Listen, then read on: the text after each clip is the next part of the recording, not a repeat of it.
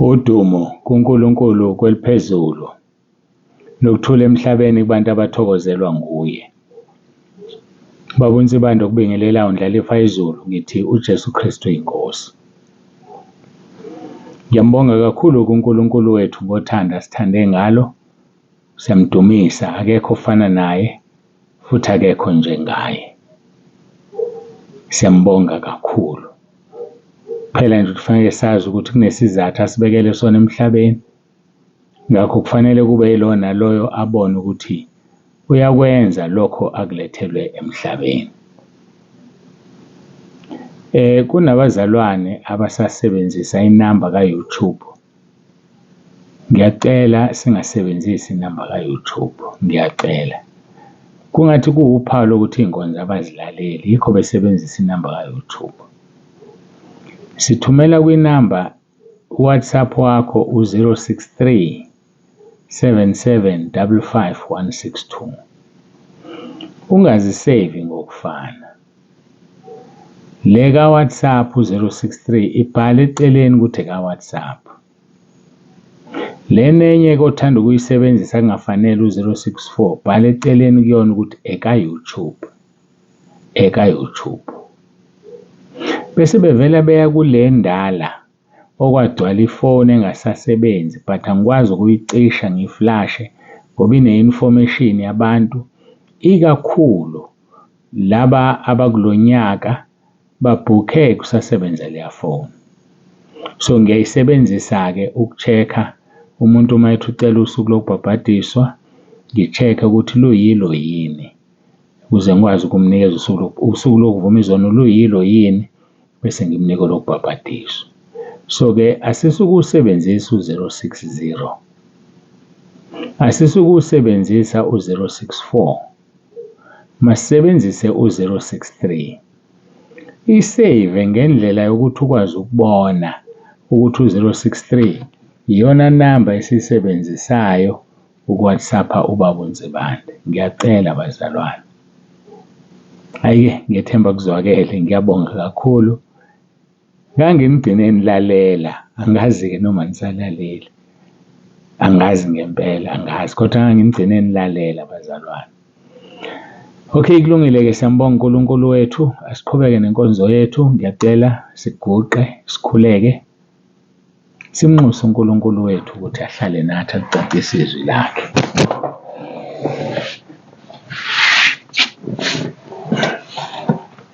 Baba wethu ongcwele, Baba olungileyo, uNkulunkulu onomusa, siyathoba phambi kobuso bakho. Ngiyacela Nkosi ukuthi usiphathele nayo le nkonzo yanamhlanje njengezinye. Ukhulumisane nempilo zethu, usisize ukuba Nkosi sikhule kumoya, sibone izinto ongazithandi senze ozithandayo. Ngiyakhuleka ngicela ngegama elinamandla lenkosi yethu uJesu KRISTU ophilayo. uJesu KRISTU UYINKOSI. Amen.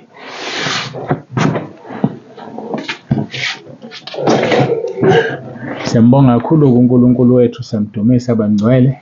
Asiyeke ezwini lakhe ngokaJohane chapter 17 uverse 17. Sikhuluma ngomkhuleko wenkosi yethu uJesu KRISTU ezikhulekela yena nabafundi bakhe nabo bonke abakholwayo. Verse 17 kufundeka kanje. Bangcwelise ngeqiniso, izwi lakho liyiqiniso.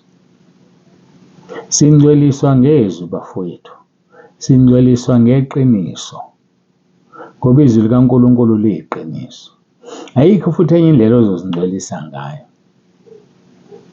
Sizingcwelisa ngezwi likaNkulunkulu ngokuthi silenze izwi likaNkulunkulu. Angikhumbuli ngilibona lithi hamba ekamelweni uyovuma izono zakhe ekamelweni. Cha. Kodwa lithi azivuma izono komunye komunye sikhulekelane. Ngoba umkhuleko olungileyo unamandla. Noma umuntu egula uyaphiliswa. Uma umuntu ekhulekela ukuvuma izono uyathethelelwa ngenxa yomkhuleko onamandla. Sikubonile lokho kuJobe ekhulekela abangani bakhe, uNkulunkulu wabathethelela. Sikubonile lokho kuJoshua chapter 7 verse 19 and 20 ekhuluma no-Akhani. So angazi ngempela abantu badidwa yini, kodwa-ke Isitha phela usathane usemsebenzini naye ngendlela yakhe. Khona-ke senzeni izwi. Masenza izwi ngeke siphaphalaze. Ubayeke abanye. Bamba okushiwo yizwi. Izwi lizokusiza. Bamba ukukhuluma kwakhe. Bamba ukusho kwakhe. Sikhuluma-ke la ukuthi simele ukungcwelisa iNkosi yethu uJesu. Siyakhumbula sisuka lapho uNkulunkulu kade ezingcwelisa khona ngomuntu. Ngiyathanda-ke sibuke ukuthi uJesu uzingcwelisa yena ukuze akwazi ukusingcwelisa. We madoda.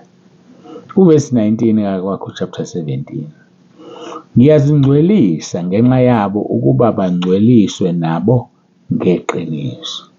Ngiyazingcwelisa ngenxa yabo ukuba bangcweliswe nabo ngeqiniso. Ukuthathaphi umfundisi? Ukuvumisa abantu izono yena engakaze azivume. Hayi mina ngiyabuza. Akakaze azivume yena kodwa uvumisa abantu izono. UJesu uqobo lwakhe verse 19 uthi ngiyazingcwelisa ngenxa yabo ukuba bangcweliswe nabo ngeqiniso. So uma uvumisa abantu izono ungekho ngcwele abangcweliseki. Ayazi abangcweliseki igazi labo lizobuzwa kuwena waba esihogweni. Awuvele uye kunoma ubani nje wena kuthiwa umntwana kaNkulunkulu. Cha. Inkosi uJesu inabaye bagcobile abagcobela umsebenzi wokuvuma izono, ukuvumisa abantu izono. Ngoba labo bantu kufanele babe ngcwele ukuze bakwazi ukungcwelisa abanye. Umngcwelisa kanjani omunye ongekho ngcwele? Hayi ngiyayibuzela nje mina. Ukuthi ngibuye ngihluphe ngoba ngibuye ngibuze. Ngazi kahle ukuthi impendulo angizoyithola. Ngoba manje vele asikhulumi direct. Kodwa nje ngeke ngiyeke ukubuza. Hayi ngeke ngiyeke ukubuza. Uzoziphendula wena wedwa lapho. Kwenziwa yini uvumisa abantu izono wena ungakazi uzivume zakho? Kwenziwa yini uvumisa abantu izono usahlulwa isono wena? Usahlulwa inkanuko wena? Usahlulwa amaphupho amabi wena? Usabuka owesifazane umkhanuke wena? Usabuka owesilisa umkhanuke wena? Kodwa uzozenza ngcwele. Umuntu uma ethi ufuna ukuhlambuluka usuyavuma nawe. Ngifuna ukukutshela iqiniso. Ususithathile isono salomuntu sekungesakho. Ngeke uphinde ukwazi ukumkhonza kahle uNkulunkulu ngoba uthatha isono somuntu wasiletha kuwena. Awumvumisi umuntu isono wena ungekho ngcwele, number 1. 2, usahlulwa isono. Nawe lokhu uhamba kwakho uya kunoma ubani. Lo muntu okhuluma naye uma esahlulwa isono kuzodlulela kuwe isono sakhe. Ake ngenze nje example. Awuthandi wena ukubaba uNsibande ngoba iqueue inde ufuna la kushesha khona. Kanti iyona esheshayo kababa uNsibande ngokwezulu kodwa ngingangeni lapho bengilokhu ngikhuluma ngakho kulezi insuku. Gijimeke wena uye kulo muntu wakho. Kanti lo muntu uhlulwa ulaka. Uvuma izono zakho wena uqede. Uyabuya ekhaya usunolaka. Uyabuya ekhaya wena awusathinteki. Nawe uzuzimangala ngalolaka kangaka. Cha, ulithathe kulo muntu ubuthe uyovuma izono akukhulekele. Naye uhlushwa ulaka. Selithelele wena. Uma ehlushwa inkanuko, hawu uzobuya wafuna lamadoda. Uzobuya wafuna labesifazane. Kanti uthelelwe lo muntu ohamba uyovuma kuye. Mina ngizokutshela nje iqiniso ngoba iqiniso limnandi, iqiniso likhipha esihogweni likufaka ezulwini. Ubuzoba nenkani-ke wena. Uqhubeke-ke. Hayi angisangeni lapho mina. uNkulunkulu sengisizile, sengikhulumile nawe. Ngikutshela iqiniso, wangitshela lokho mina yena ngqo. Wathi Nsibande, mawuvumisa umuntu izono, kunesono osikhumbulayo, gijima uvume sakho kuqala. Ngoba uzothatha izono zalo muntu zize kuwena, number 1. Number 2, mawuvumisa umuntu izono kanti khona esikuhlulayo, uyamthelela lo muntu lo moya naye sesizomhlula noma bese sinqobile sona. Ngiyibona-ke lonto. Usuhamba ugijima nje. Unodokotela abangakanti wena. Ufike uye kuleya dokotela. Athi une-TB. Akuthatha ama-results. athi buya after 2 weeks, awukapheli no 2 weeks usugijima komunye ngoba ufuna ukuthemba nokukholwa ukuthi une-TB. Nakuloyo uphinde udlule kanti uzobaqeda nini odokotela? Ake uzinze phela endaweni eyodwa, usebenzise umuntu oyedwa uhlambuluke kuye.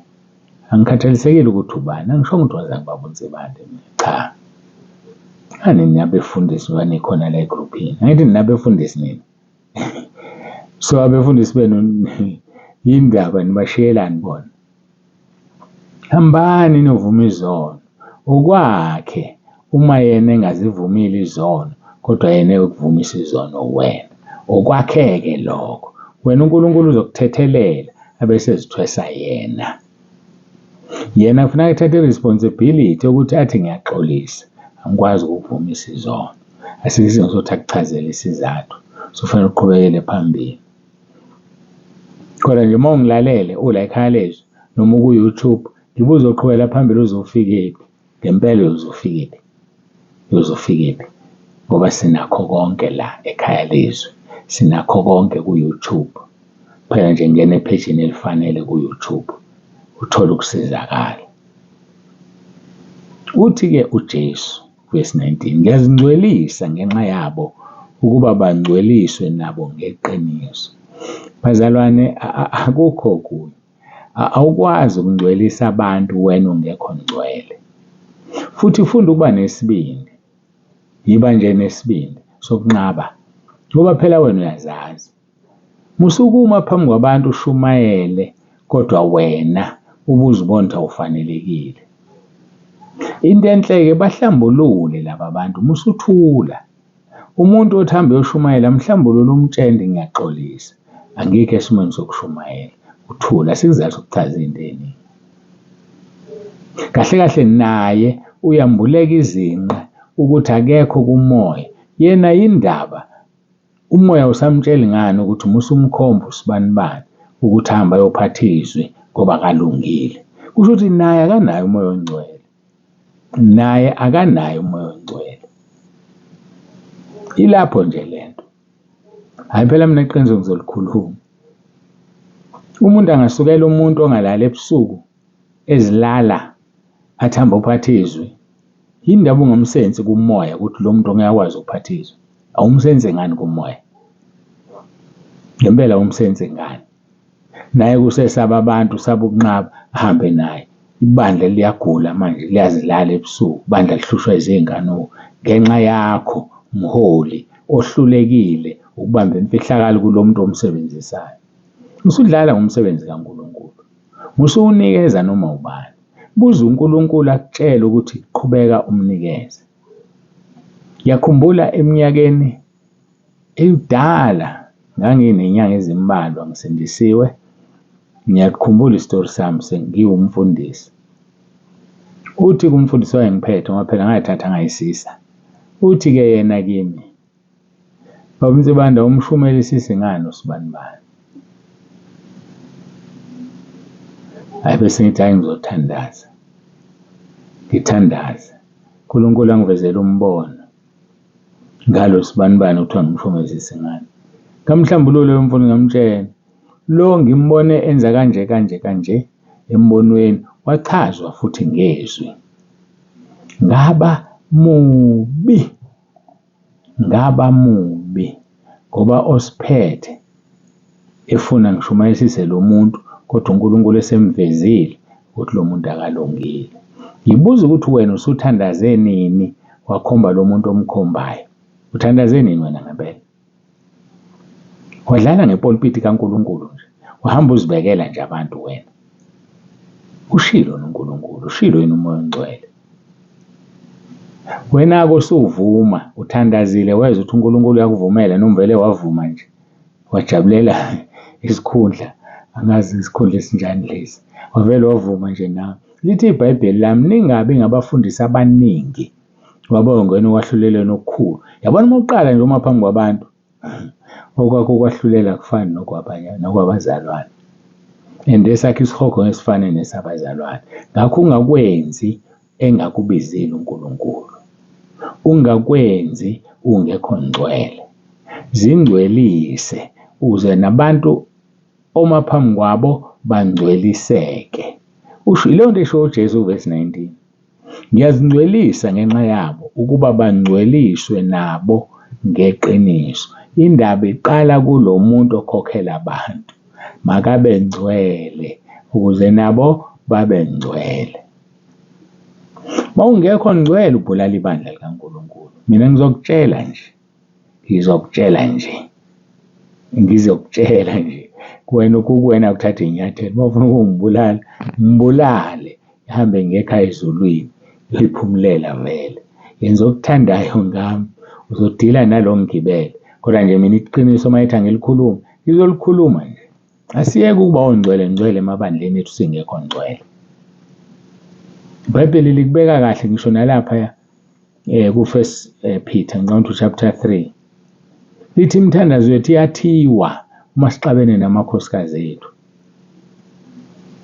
So ngamanye amagama uma ugijima uye esontweni umfundisi uyoshumayela nje, kodwa nikhulumisana nomama ekhaya, yini leyo yobulala ibandla. Ngempela yobulala ibandla.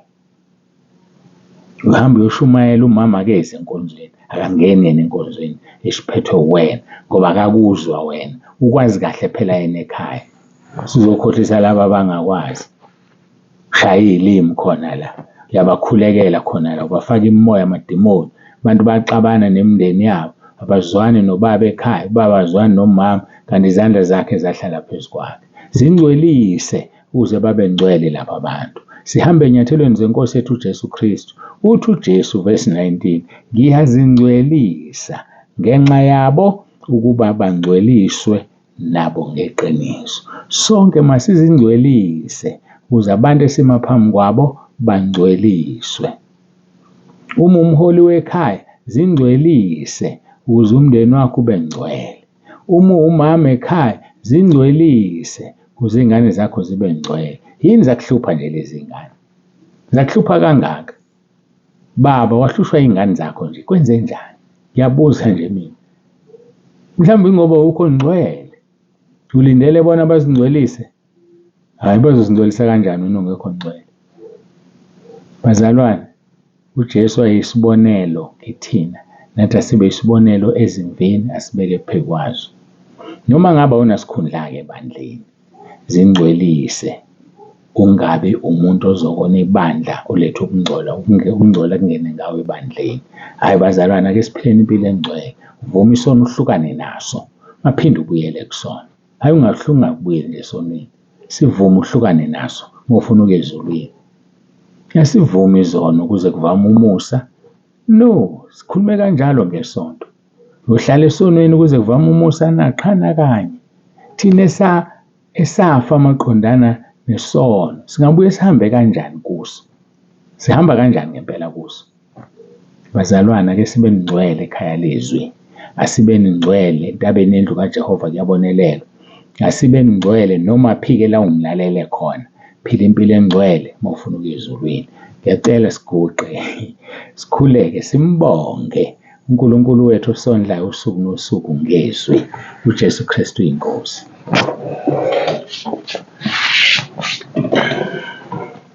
Baba wethu ongcwele, Nkulunkulu onomusa, siyabonga izwi lakho, siyabonga ukusifundisa kwakho.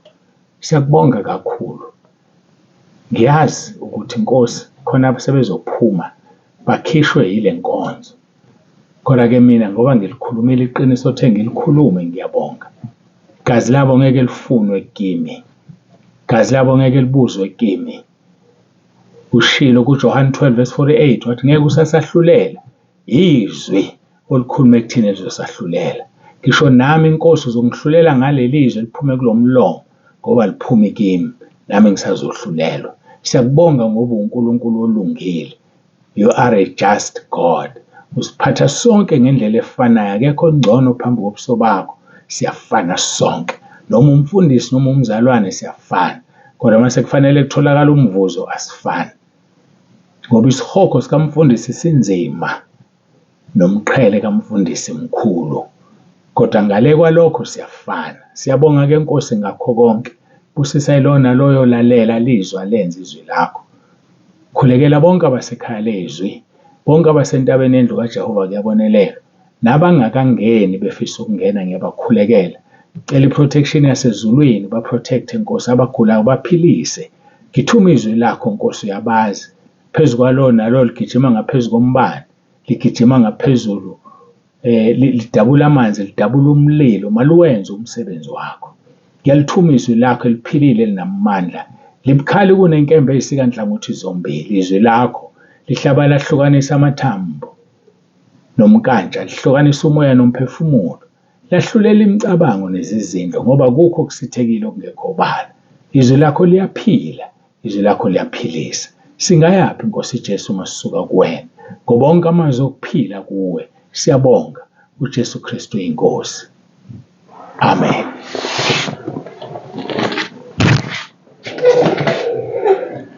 Hayi, siyambonga uNkulunkulu kakhulu, bangcwele, siyamdumisa. Dumo lonke luya kuyena, ubaba uNsibane, ndiyavalelisa uthi uJesu Kristu uyinkosi.